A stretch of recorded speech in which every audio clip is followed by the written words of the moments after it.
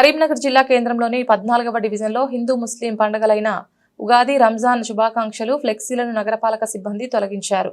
కాగా ఫ్లెక్సీలను ఏర్పాటు చేసిన యూత్ కాంగ్రెస్ జిల్లా ప్రధాన కార్యదర్శి మహమ్మద్ అజీజ్ మున్సిపల్ కమిషనర్ కార్యాలయంలోని అధికారులను అడిగారు.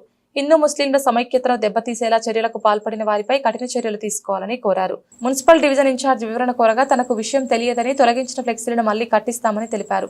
విషయం తెలుసుకున్న వన్ టౌన్ పోలీసులు యూత్ కాంగ్రెస్ నాయకులకు సర్ది చెప్పారు. 14 డివిజన్లో యూత్ కాంగ్రెస్ ప్రధాన కార్యదర్శి మొహమ్మద్ అజీం గారి డివిజన్లో మా పండుగ అంటే పవిత్రంగా భావించే రంజాన్ పండుగ రోజున సందర్భంగా డివిజన్లో ఉన్న నగర ప్రజలకు శుభాకాంక్షలు తెలిపే ఫ్లెక్సీలను అజీం కట్టించడం జరిగింది.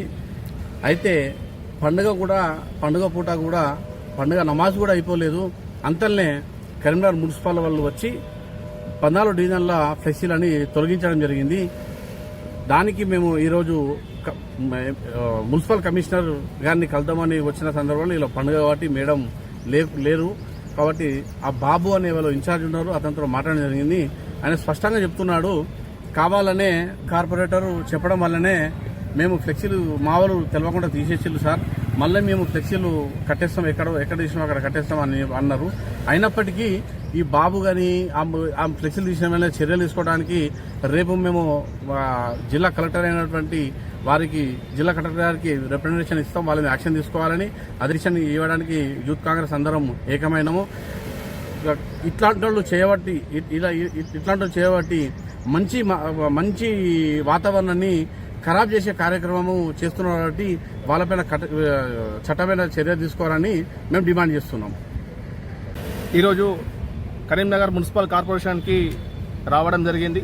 14వ డివిజన్ నేను మొహమ్మద్ అజీం, జిల్లా యూత్ కాంగ్రెస్ జనరల్ సెక్రటరీ మరియు గతంలో పోటీ చేసిన కాంగ్రెస్ పార్టీ నుంచి పోటీ చేసిన నేను నా డివిజన్ ప్రజలకు ఉగాది మరియు ఈద్ ఉల్ ఫితర్ ముబారక్ అని ఫ్లెక్సీలు పెట్టడం జరిగింది.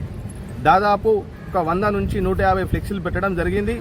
అది మన ఉస్మానియా చౌరస్తా నుంచి మాచల గార్డెన్ లైన్ వరకు మరియు రామాలయం టెంపుల్ నుంచి ఆ డ్యామ్ రోడ్డు వరకు మరియు మన telephone head quarters main road మొత్తం కలిపేసి ఒక 100 నుంచి 150 ఫ్లెక్సీలు పెట్టడం జరిగింది.